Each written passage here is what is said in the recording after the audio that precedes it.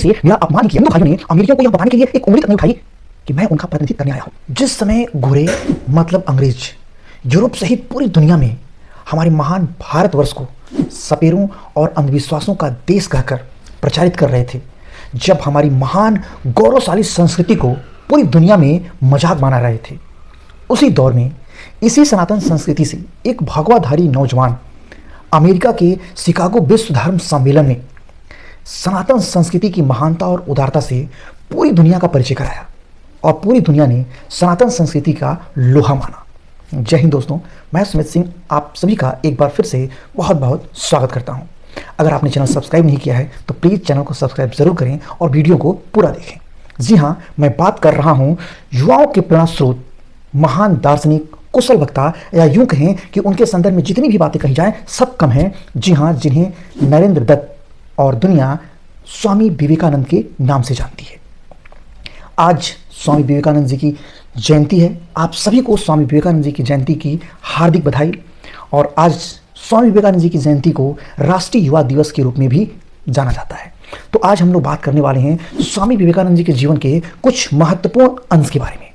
दोस्तों, आज ही के दिन 12 जनवरी 1863 को कलकत्ता में स्वामी विवेकानंद का जन्म हुआ था। स्वामी विवेकानंद और अन्य विद्वानों में, अन्य दार्शनिकों में जो एक सबसे बड़ा अंतर दिखाई देता है, स्वामी विवेकानंद जी का जो दर्शन है वो बहुत ही सरल और बहुत ही व्यवहारिक है, लोक कल्याणकारी दर्शन है।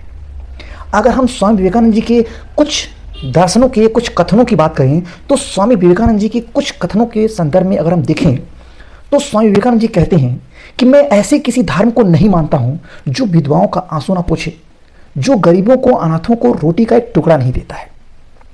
इसी प्रकार वो कहते हैं कि मैं मानवता को वहां ले जाना चाहता हूं जहां ना वेद है, जहां ना बाइबल है, जहां ना कुरान है। वो कहते हैं कि अगर देश की जनता भूखी है तो फिर आपके शिक्षा का, आपके पढ़ने लिखने का कोई मतलब नहीं है। यानी कि अगर हम स्वामी विवेकानंद जी के दर्शन को थोड़ा सा बहुत ही संक्षिप्त में समझने का प्रयास करें तो स्वामी विवेकानंद जी का जो पूरे दर्शन का जो केंद्र बिंदु है वो है गरीब, असहाय और मानव मात्र की सेवा। लेकिन दोस्तों, जब हम स्वामी विवेकानंद जी की बात करें और शिकागो विश्व धर्म सम्मेलन में स्वामी विवेकानंद जी के अद्वितीय भाषण की चर्चा न करें तो हमेशा स्वामी विवेकानंद जी का जो चर्चा है वो अधूरा ही रह जाएगा। स्वामी विवेकानंद जी एक नौजवान, एक भगवाधारी नौजवान, उन सूट बूट टाई वालों के बीच में एक कौतूहल के विषय थे। तारीख है 11 सितंबर 1893। स्वामी विवेकानंद जी विश्व जगत को सनातन संस्कृति की महानता से परिचित कराया। शिकागो विश्व धर्म सम्मेलन के वो शुरुआती शब्द, आप सभी को पता होगा, वो शुरुआती शब्द मेरे प्रिय अमेरिकी भाइयों एवं बहनों, ये वो शुरुआती शब्द था जो वहां पर बैठे हुए लगभग 700 की जो जनता थी, 700 की जो विद्वानों की एक सभा थी, वो 700 की विद्वानों की सभा स्टैंडिंग पोजीशन में खड़े होकर स्वामी विवेकानंद के सम्मान में लगभग 2 मिनट तक तालियां बजाती है। ये शब्द स्वामी विवेकानंद जी के थे, लेकिन ये जो भाव था 7 समंदर पार अमेरिका में और वहां पर रहने वाले लोगों के लिए भाई बहन का ये जो भाव था, ये सनातन संस्कृति का भाव था। ये दुनिया के किसी भी अन्य कल्चर में, दुनिया के किसी भी अन्य संस्कृति में दिखाई नहीं देता है। ये केवल और केवल एक सनातन संस्कृति है जो पूरी दुनिया को एक परिवार के रूप में देखती है। और स्वामी विवेकानंद जी कहते हैं कि यह मेरा भाई है, यह तुम्हारा भाई है। ये जो भाव है, यह भाव तुच्छ विचारधारा वाले लोगों का होता है। उदार हृदय वाले जो लोग हैं वो पूरी पृथ्वी को अपना एक परिवार मानते हैं। स्वामी विवेकानंद जी ने वहां पर जो भी दुनिया को सनातन के संदर्भ में बताया, उसका एक सबसे बेहतरीन एग्जाम्पल आप ऐसी से समझ सकते हैं कि वहां पर दुनिया स्वामी विवेकानंद जी की बातों से, स्वामी विवेकानंद जी से सनातन के बारे में कैसे परिचित हुई। जो अमेरिका का मुख्य पत्र है न्यूयॉर्क हेराल्ड लिखता है कि विश्व धर्म सम्मेलन में स्वामी विवेकानंद जी सर्वश्रेष्ठ व्यक्ति हैं। उनके भाषण को सुनकर यह अनुभव होता है कि इस महान विविधता संपन्न देश में धर्म प्रचारक मिशन को भेजना मूर्खता है।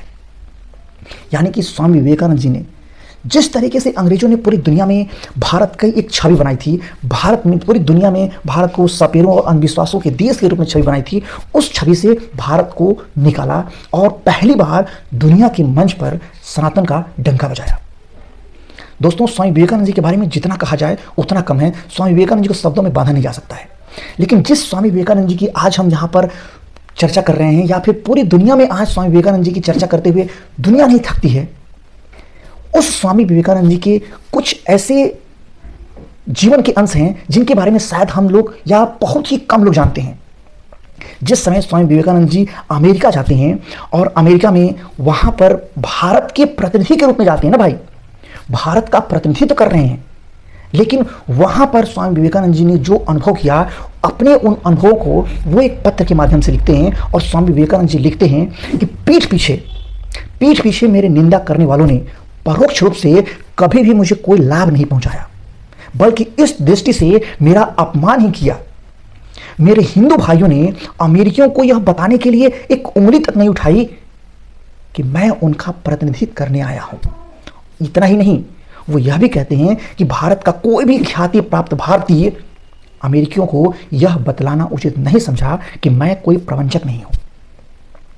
ये एक उनके पत्र का, मैं ये पत्र आपके सामने दिखा रहा हूं, आप इसको देख सकते हैं। ये उनके पत्र का एक बहुत ही छोटा सा सेंटेंस है जो मैं आपके सामने रख रहा हूं। व्यक्ति बाद में चलकर चाहे जितना प्रसिद्ध हो जाए और उसकी चाहे जितना गुणगान किया जाए, लेकिन जब वो अपनी वास्तविक जीवन में होता है तो उसको किस दौर से गुजरना पड़ता है, आप इस चीज से समझ सकते हैं कि जिस महान स्वामी विवेकानंद जी को युवाओं का प्रेरणा स्रोत माना जाता है, वो महान स्वामी विवेकानंद जी को भी इस दौर से गुजरना पड़ा था।